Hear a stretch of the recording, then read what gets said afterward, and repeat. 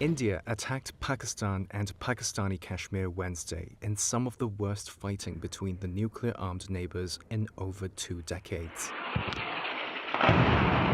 Shelling was reported across the Kashmir border in the early hours.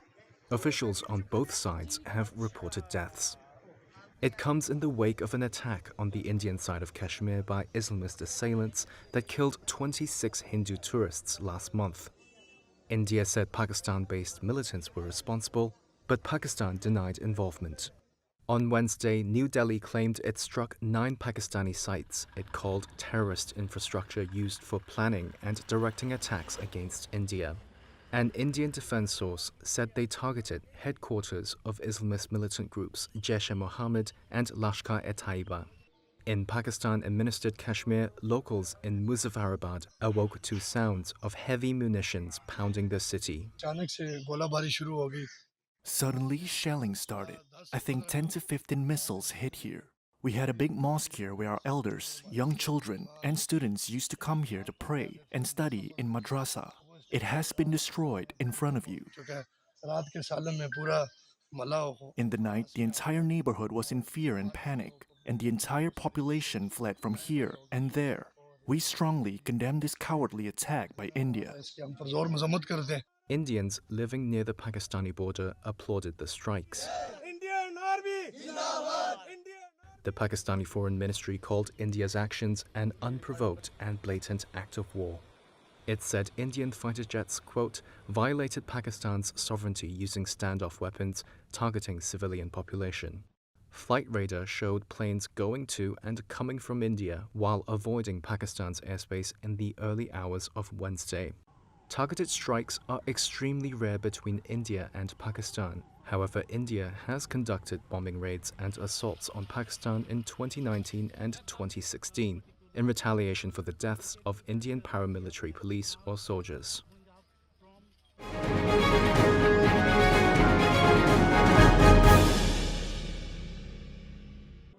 Roman Catholic cardinals begin the process of electing a new pope on Wednesday, locking themselves away in the Vatican's Sistine Chapel until a decision is reached. This ritual, steeped in history, follows a public mass in St. Peter's Basilica. Cardinals then convene in a secret conclave to choose a successor to Pope Francis, who died last month. The election process is expected to last several days, as no pope has been elected on the first day of a conclave for centuries. There will be only one ballot on Wednesday, with up to 4 votes per day thereafter. Cardinals will burn their ballots, with black smoke marking an inconclusive vote and white smoke and bells signaling that the 1.4 billion member church has a new leader. At a mass before entering the conclave, cardinals prayed for guidance in selecting a pope who would exercise watchful care over the world. In recent days, cardinals have offered different assessments of what they're looking for in the next pope. Some desire continuity with Francis's reforms, others favor tradition, and many prefer predictable leadership. A record 133 cardinals from 70 countries will participate, up from 115 from 48 nations in the last conclave in 2013. No clear favorite has emerged, although Italian Cardinal Pietro Parolin and Filipino Cardinal Luis Antonio Tagle are considered frontrunners. As in medieval times, the conclave will be strictly private. The Vatican has taken high-tech measures to ensure secrecy, including jamming devices to prevent any eavesdropping. The average length of the last 10 conclaves was just over 3 days, with none exceeding 5 days. The 2013 conclave lasted just 2 days. The cardinals will aim to wrap things up quickly again this time to avoid giving the impression that they are divided or that the church is adrift.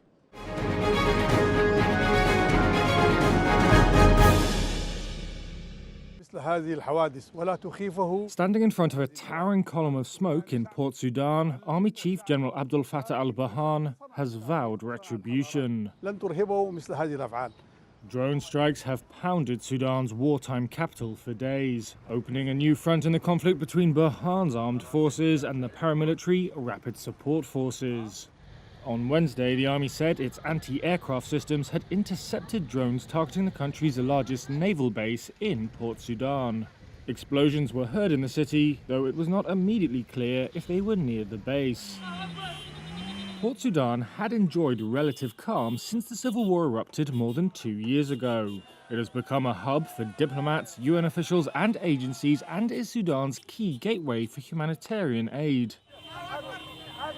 It's also a base for the army-aligned government after the RSF seized much of the capital Khartoum early in the conflict, as well as a refuge for hundreds of thousands of displaced people. In Port Sudan on Tuesday, resident Awadallah Dawood Kafi said the will of the people would not be broken, as he blamed foreign countries for supporting rebel militias. On the same day, Sudan's army-affiliated Defense Council said it was cutting ties with the United Arab Emirates amid accusations of support for the RSF. Defense Minister Yassin Ibrahim said the UAE had been designated as a hostile state and that it had funded the RSF. The UAE denies backing the paramilitary group. On Monday, the International Court of Justice said it could not rule in a case brought by Sudan's government accusing the UAE of fueling genocide. Despite that ruling, some UN experts have found Sudan's allegations of UAE support for the RSF to be credible and continue to investigate.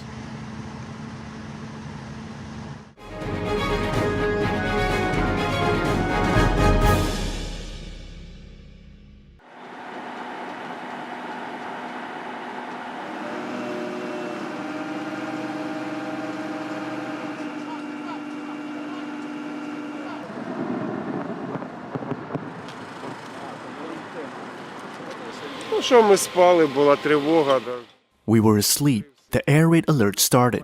Then there was a big explosion. I was thrown off the bed. Flower pots fell down. Of course we got scared. Everyone ran out into the street. Scary. Страшно.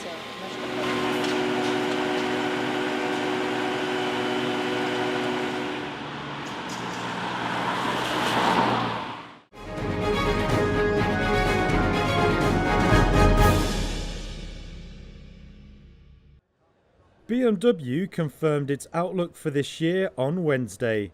The German car maker said it expected some of the US tariffs on car imports to drop off from July, but it still warns the duties will have a notable impact on second quarter business. BMW said geopolitical and economic uncertainty had reached a level they had rarely seen before. The car maker added it was closely monitoring the impact on consumer sentiment. Most of BMW's rivals, including Mercedes-Benz, Ford and Stellantis, have all pulled their yearly forecasts. They argued it was too difficult to come up with proper guidance due to far-reaching import tariffs in the US. But BMW said the outlook it provided in March had factored in all tariffs announced up to that point, and it still stood. The automaker forecast earnings before tax on par with last year. Investors liked the noises coming out of BMW Wednesday and shares rose over 3.5%.